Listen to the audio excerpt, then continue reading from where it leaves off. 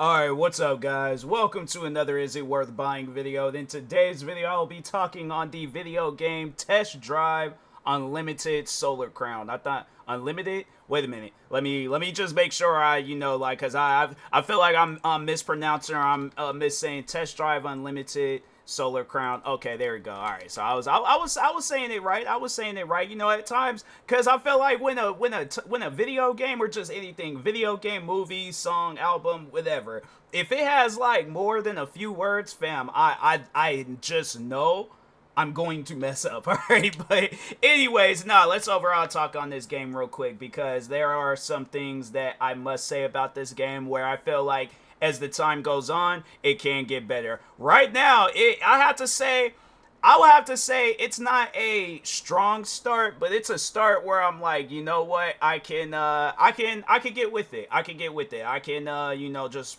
wait until like as it just progresses on. Then I'm like, okay, it's good now. Like in the future, saying that, but for now, I would say, because I know there probably are some people out there that's all like, dang, should I get the special edition? Should I wait until the standard edition comes out? Like, what should I do with this game? So, yeah, Test Drive Unlimited Solar Crown. So, this is like their first game in 18 years. The last one that they came out with was Test Drive Unlimited 2. And it's stupid because I remember, and if it came down between, because I know there's probably some people out there that seem like, oh, should I spend the $500 to get Test Drive Unlimited 2 on Steam, or should I just go and get Test Drive Unlimited Solar Crown? Get Test Drive Unlimited Solar Crown. Test Drive Unlimited 2 for $500. If my thing is this, if you did buy that game digitally on Xbox, and you would like to play that game again, just go out and get you an Xbox 360 for $100.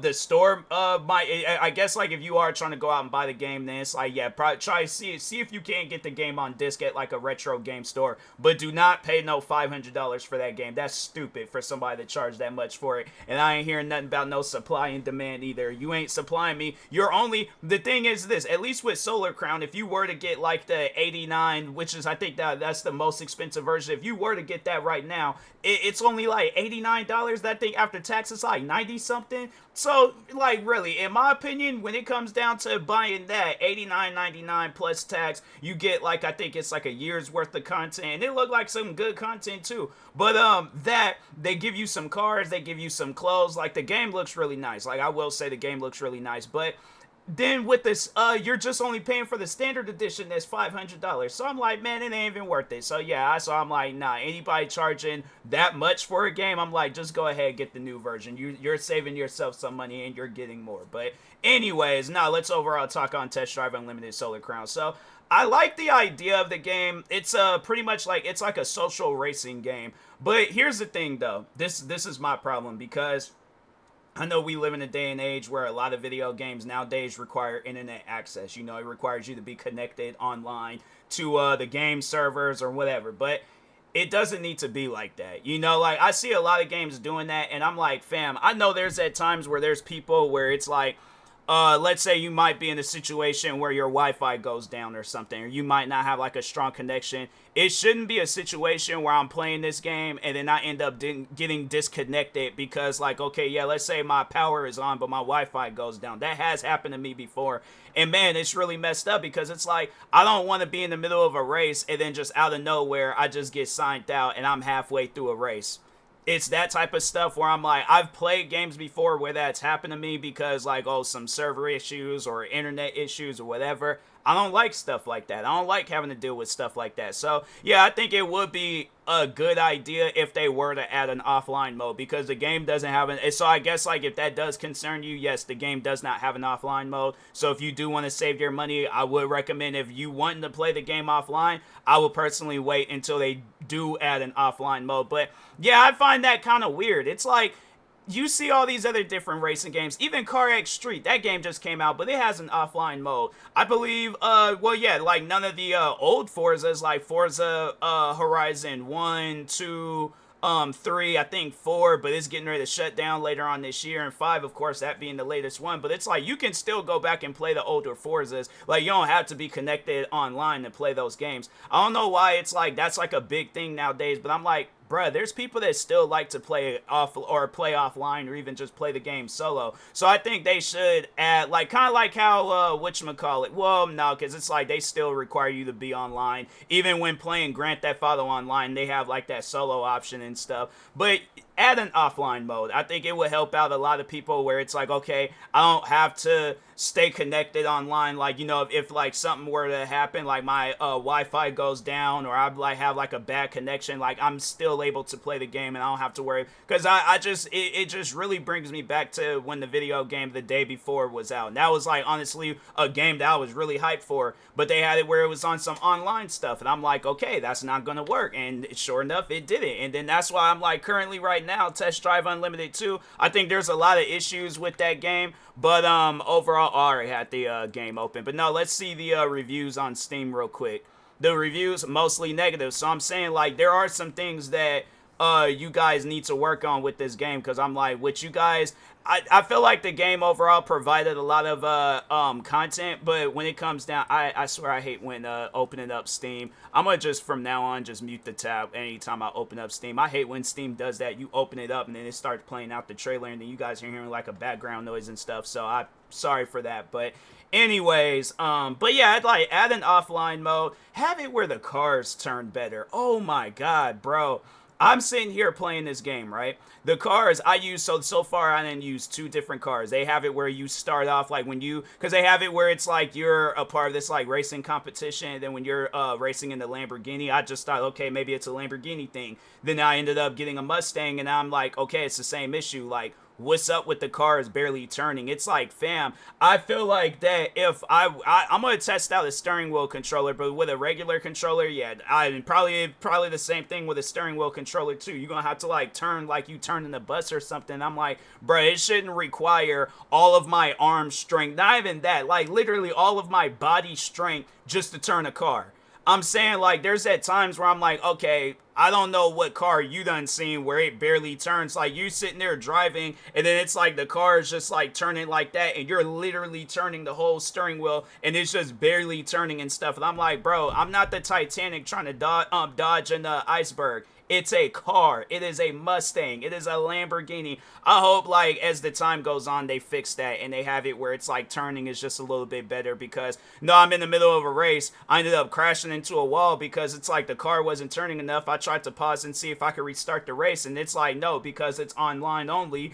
It's, yeah, the cars then went on by, and I'm thinking to myself, like, why would they do that? Why would you guys make it an online-only game? I'm like, fam, it should have not been like that. You guys should have definitely reconsidered that. It's like, my thing is this. That's just something that people need to start doing. When you're coming out with a video game, ask the fans about, like, stuff that you're adding or taking away in a video game. Like, get, like, some sort of approval first before you guys just come out with that stuff. Because then people are gonna be like, wait a minute, like, why can I not play offline? Like, what's going on right now? Like, it could be a situation where it's like a person's replacing their Wi-Fi, and then it's like, they gotta wait until their Wi-Fi box arrives or whatever. But it's like, if a person ain't got no internet, that's, like, one of the, like, to me, that's, like, the, like, major letdown with that game. I can see beyond the, like the car not really turning stuff, but it's just having it where it's online only. I'm like, fam, I'm not a fan of that. I'm not a fan of that at all. So, and then that's another thing where it's like you're doing a race. I'm not trying to have it where it's like there's random people like joining in on my race,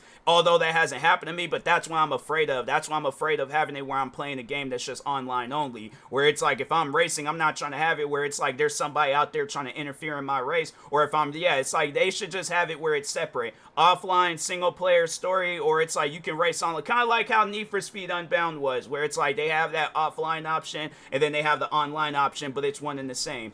That's how y'all should have went about things. I don't know why you guys decide to do things differently, but I'm like, that, no. I'm like, I guarantee and I promise you, if you would have told people that prior beforehand, people would have definitely been like, no, make an offline mode, because not everybody likes to play online, all right? But anyways, other than that, though, I will say that everything else about the game is solid, from leveling up, visuals. I do like the idea of like having it where it's like like a social game. It's almost as like you're like kind of like playing The Sims, but like Vin Diesel and Paul Walker done came to town, and they're adding some like racing life to simulation like gaming things. So I do like that and stuff. I like everything else, but yeah, it's just the turning and adding an offline mode. Those are the two main things that I would like to see in the game. Once when turning gets fixed. Cause yeah, it's like it shouldn't feel like I'm driving a big old giant Greyhound bus and I'm driving a small little car that's like 2,000-3,000 pounds or something. I'm like, come on now. But anyways, yeah, do that.